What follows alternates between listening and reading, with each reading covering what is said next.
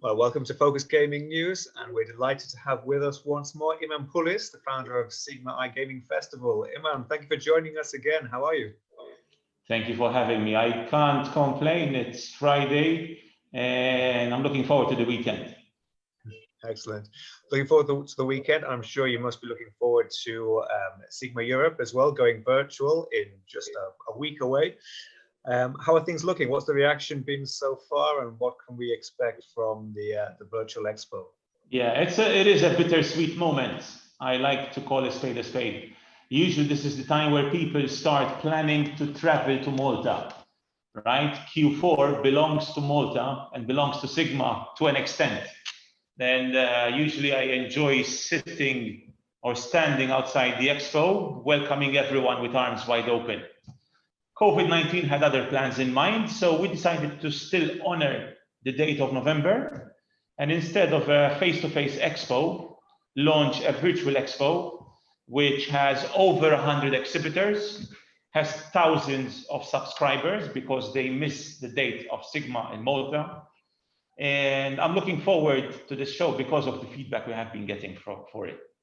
I'll go a step further. We've done a number of other virtual summits, not with an expo. So this time, for the very first time, we're doing a fully fledged virtual expo.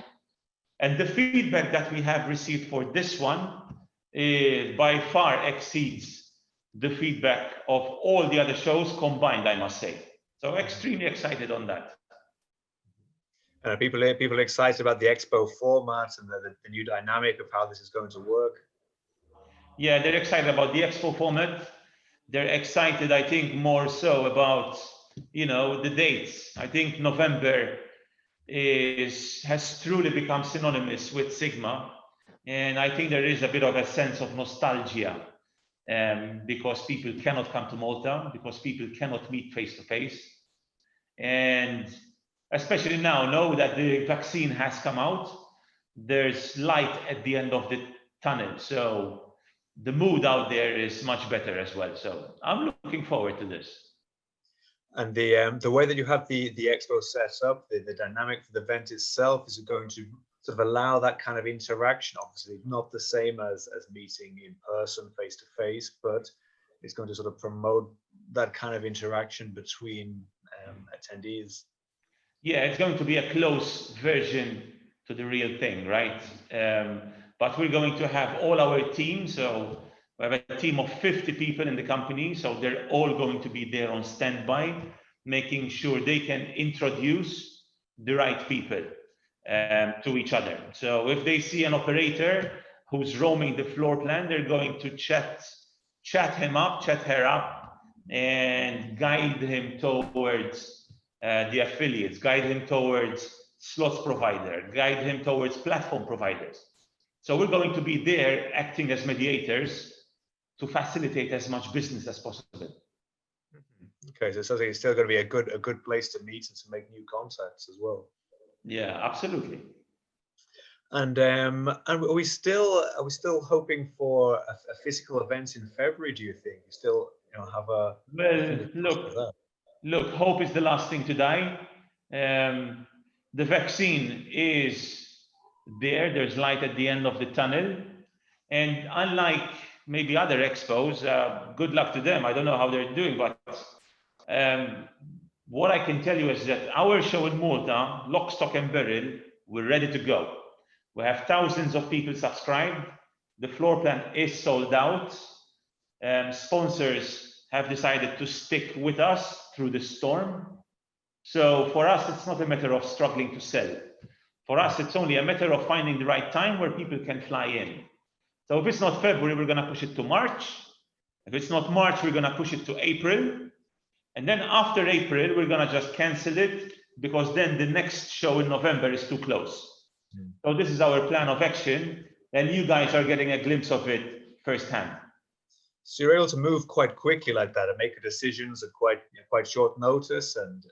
Yeah, look, by the 20th of December, we're going to decide whether to stick to the February dates or move them a bit further away. But the situation is so fluid. Until last week, we didn't even know there's a vaccine in sight. Yet what's the name of the pharmaceutical company? Remind me. Pfizer. Pfizer, yes. Pfizer just this week launched on Monday these promising results. No, so now all of a sudden we're back on track. You know, it's a nail biter, but this is the new reality where we're living, and we're happy to go with it. Excellent. And just finally, the virtual events. Do you think once we're back to physical events again, are they going to be here to stay, or are you going to continue to look at holding virtual events? Yeah, good question. A couple of observations there. I think virtual events can never replace the energy that comes out of a face-to-face expo. I think people have gone through virtual expo fatigue as well, to be honest with you. There's so many virtual summits out there, one every week. And because you can attend all of them, I think an element of fatigue has kicked in. But besides that point, I think people will still want to travel for expos post-COVID because the economies of scales are there. The fact that you're traveling to an expo and you have 40, 50 meetings lined up is something that is extremely valuable, and it justifies flying in for a show like this. I think what we'll see a difference is in people flying for that one business meeting, or people flying for that quarterly board executive meeting. I think you can take an executive meeting on a Zoom call. So there's no need to travel once every 3 months for that executive board meeting. But when it comes to expos like ours, you cannot replace that with a Zoom conference or with Zoom calls. I think expos, if nothing, COVID has proven that expos are here to stay, even stronger than ever before. Brilliant. Well, excellent. But to answer your question, sorry, to answer your question, because you asked me if virtual conferences will stay, I think they will coexist with physical expos. So once COVID lets us do our physical expos, we're going to have the virtual equivalent running side by side for those who cannot travel to Malta. So I look forward to the future with a sense of reinvigorated enthusiasm. Brilliant. Well, we certainly look forward to SiGMA Europe Virtual coming up this month, and of course to the SiGMA Europe in Malta, hopefully in the first months of the new year. So Eman Pulis, thank you for joining us again.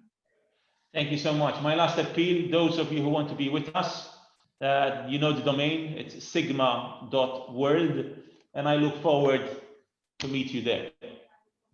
Excellent. We'll look forward to it. Thanks, Eman. Thanks, guys, for having me. Bye-bye.